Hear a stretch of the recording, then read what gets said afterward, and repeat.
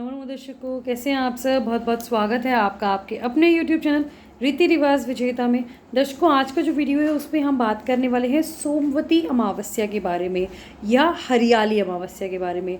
दोस्तों, सोमवती अमावस्या वह होती है जो कि सोमवार के दिन पड़ती है। सोमवार की बार जो अमावस्या आने वाली है श्रावण मास में, वह सोमवती अमावस्या है। और क्योंकि ये श्रावण मास की अमावस्या है तो इसे हरियाली अमावस्या के नाम से भी जाना जाता है, जो कि 20 जुलाई 2020 को पड़ रही है। इस अमावस्या पर दोस्तों स्नान करना, दान देना और बहुत ही महत्वपूर्ण माना जाता है। महिलाएं इस जो ये सोमवती अमावस्या का जो पर्व है इसको बहुत अच्छे से मनाती हैं। इस दिन जो पूजा की जाती है वे श्री हरि विष्णु और पीपल देवता के जो वृक्ष है उनकी पूजा की जाती है। इस दिन उनकी 108 प्रदक्षिणा की जाती है पूजा करते समय।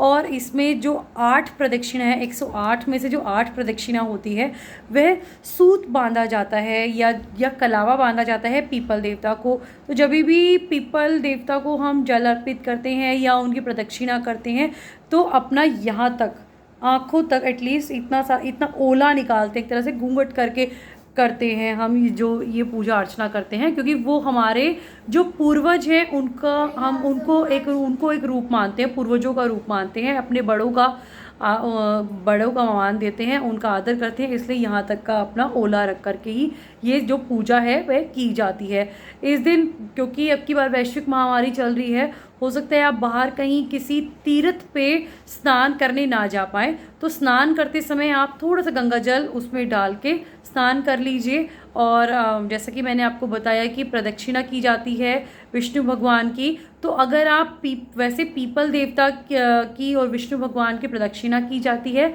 अगर आप मंदिर नहीं जा पा रहे हैं या कोई पीपल का वृक्ष आपके आसपास नहीं है तो इस दिन जो तुलसी माँ है या तुलसी का जो पौधा है उनकी प्रदक्षिणा करनी भी बहुत अच्छी मानी जाती है। दोस्तों, वो अगर आपके घर में है तो आप उनको अपने आंगन में सेंटर में रख के या छत पे सेंटर में रख के वहाँ पे भी आप सुबह स्नान आदि से निवृत्त होने के बाद में 108 प्रदक्षिणा लगाएं और वहाँ उनको जल अर्पित कीजिए।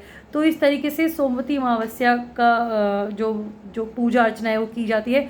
इसमें सीधा भी निकाला जाता है। तो सीधा निकालने के लिए जैसे कि हम यूजुअली सभी अमावस्या पे करते हैं कि आपने जैसे 4 रोटी निकाली और उसके ऊपर में घी बूरा निकाल करके सबसे पहले अपना सूचे मुँह वो करके और आपने वो गौ माता को दे दिया। आप वो भी कर सकते हैं, या फिर आप एक थाली में सूखा आटा, आलू, घी, नमक, मिर्च, हल्दी, चावल, ये सारी चीज़ें निकाल के आप उनको भी चारों तरफ पानी फेर करके वो भी आप मंदिर में दे सकते हैं या किसी जो नीडी पर्सन है उसको दे सकते हैं। वो एक तरह से मोस का सीधा निकालना ही होता है, तो वो आप इस दिन कर सकते हैं। इस तरीके से ये पूजा अर्चना की जाती है। और इसकी जो कथा है वह इस प्रकार है दोस्तों। जो सोमवती अमावस्या की जो कथा मैं आपको सुना रही हूँ इस प्रकार है। एक साहूकार के 7 बहुएं और 7 बेटे होते हैं और एक लड़की होती है। तो ऐसा वो उनके घर में जब भी कोई भिक्षा मांगने के लिए एक जोगी आता है तो साहूकार ने उसको भिक्षा दे देती है। तो लेकिन जो भिक्षा है वह जो साहूकार की बेटी होती है वह लेकर के जाती है। जब वह भिक्षा देती है तो वह आशीर्वाद में बोलता है कि लड़की तो सुहागन है लेकिन दुहाग मिलेगा। तो वो लड़की जैसे ही वो ऐसा बोलता है वो रोने लग जाती है। वो फिर उसकी माँ से पूछती है कि तू ऐसा रोई क्यों। वो कहती है कि जब भी मैं भिक्षा देने जाती हूँ जो जोगी महाराज है वो मेरे को बोलते हैं लड़की तो सुहागन है लेकिन दुहाग मिलेगा। तो वो कहती है कि अब की बार जब भी जोगी महाराज आएंगे तब तू उनको भिक्षा देना, तब मैं सुनूंगी। तो वो भिक्षा देते, जब वो फिर आते हैं वो फिर भिक्षा देने जाती है। वो भिक्षा जब उनको देती होती है तो जो साहूकारनी है वो पीछे से सुन रही होती है।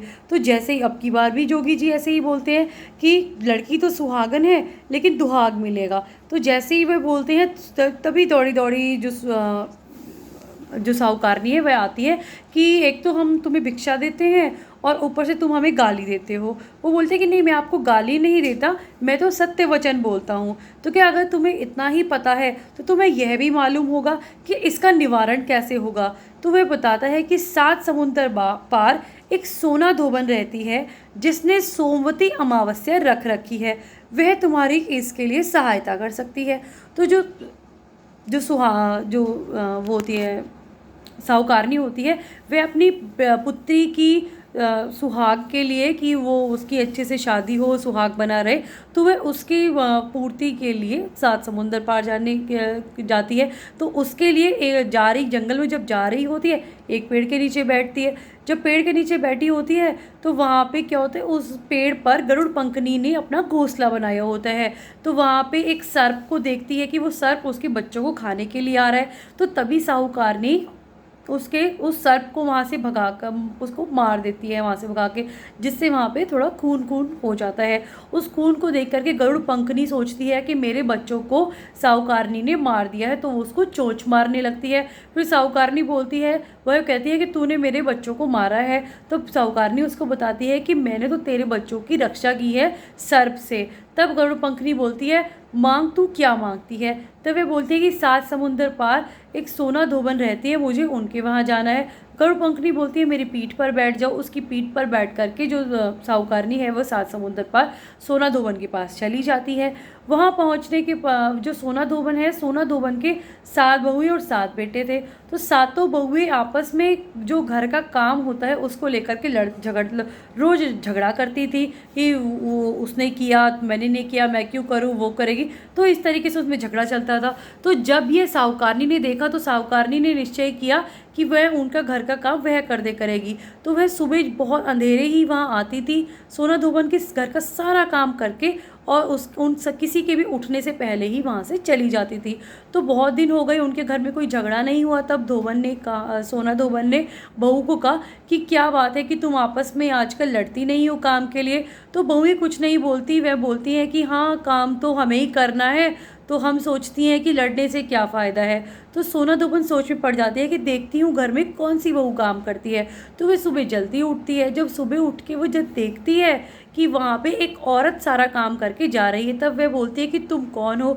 तो वह बोलती है कि तुम अगर मुझे वचन देती हो तो मैं बताती हूँ कौन हूँ। वह उसको वचन देती है। वह बोलती है कि मैं ऐसे ऐसे 7 समुंदर पार से आई हूँ, और मेरी जो बेटी है जब भी किसी जोगी को भिक्षा देती है तो वह बोलता है, लड़की तो सुहागन है लेकिन दुहाग मिलेगा, तो तुम मेरे जो पुत्री है उसको सुहाग दो।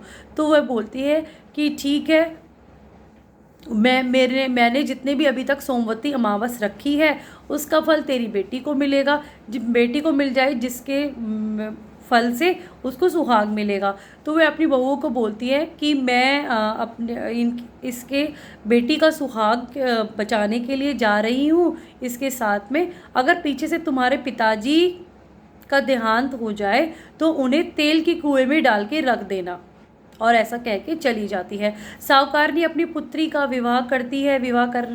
करते हुए फेरे पड़ने से पहले वहाँ पे जो सोना धोबन होती है वो वहाँ बैठी होती है, एक कच्चा करवा में कच्चा दूध ले करके और एक तांत का फासा बना करके। जैसे ही सर्प वहाँ पे आता है उसको दूल्हे को काटने के लिए, वह उसको करवा आगे कर देती है। वह दूध पीता है तो तांत का फासा बनाकर वहाँ पे सर्प को बांध के मार देती है। उसके पश्चात जब वह सारे सोमवती अमावस्या जो सोमवती होती है उसकी बहुत जय जयकार करते हैं, तब वह सोना धोबन बोलती है कि यह मेरे जितने भी मैंने आज तक सोमवती अमावस रखी है उसी के फल से आपकी पुत्री को सुहाग मिला है। वो ऐसा कहती है कि अगर मैं इससे आगे जो भी मैं सोमवती रखूँगी अपने घर पहुँचने तक, तो उसका फल मेरे पति को मिले, और उससे भी अगर जब मैं बाद में रखूँगी तो उसका फल मेरे बहू और बेटों को मिले। ये कहकर वह वहाँ से निकल जाती है। जब वह जा रही होती है जंगल में तो रास्ते में फिर सोमवती अमावस आती है। वह फिर सोमवती अमावस रखती है। सोमवती अमावस करके वह घर पहुंचती है। वहाँ जाके देखती है कि उसके पति का देहांत हो चुका है, लेकिन जैसे ही वे वहाँ पे पहुँचती है, जो तेल के कुएं में उसने बोला था उसके प्रताप से, सोमवती अमावस्या के प्रताप से उसका जो पति है वो ठीक हो जाता है। तो सब लोग बोलते हैं कि ये कैसे ठीक हो गया। तब वह बोलती है कि मैंने कहा था कि जो मैं सोमवती अमावस रखूँ उसका फल मेरे पति को मिले, जिसके प्रताप से ये ठीक हो गए। तो इस तरीके से वो सोमवती अमावस रखती रहती। तो ऐसे पूरे नगर में ढिंढोरा पिटवा दिया जाता है कि सोमवार को जो भी अमावस पड़े उसको सब कोई सोमवती अमावस रखें। बहुत सी महिलाएं इस दिन व्रत रखती हैं और पूजा पाठ करती हैं, स्नान तीर्थों पे जाके स्नान करती हैं। दान आदि का बहुत महत्व है। इस दिन दान करने से कहा जाता है कि जो 100 गोदान के बाद जो आपको फल प्राप्त होता है, इस दिन दान करने से वह आपको उसके फल की प्राप्ति होती है। तो इस तरीके से सोमवती अमावस्या का व्रत किया जाता है, पूजा की जाती है और इसकी कथा ज़रूर श्रवण करनी चाहिए इस दिन। और इसके बाद में जैसा कि मैंने आपको हमेशा बताया, गणपति जी की, विनायक जी की कोई भी कथा आप सुन सकते हो। अगर आपको गणपति जी की कथा आपको डिस्क्रिप्शन बॉक्स में मिल जाएगी, मैं इसमें शेयर कर दूँगी, वहाँ से भी आप देख सकते हैं। अगर आपको ये वीडियो अच्छा लगा हो दोस्तों तो शेयर कीजिएगा, लाइक कीजिएगा और हम अपने कमेंट करके देगा कोई वीडियो कैसा लगा। नमो नमः।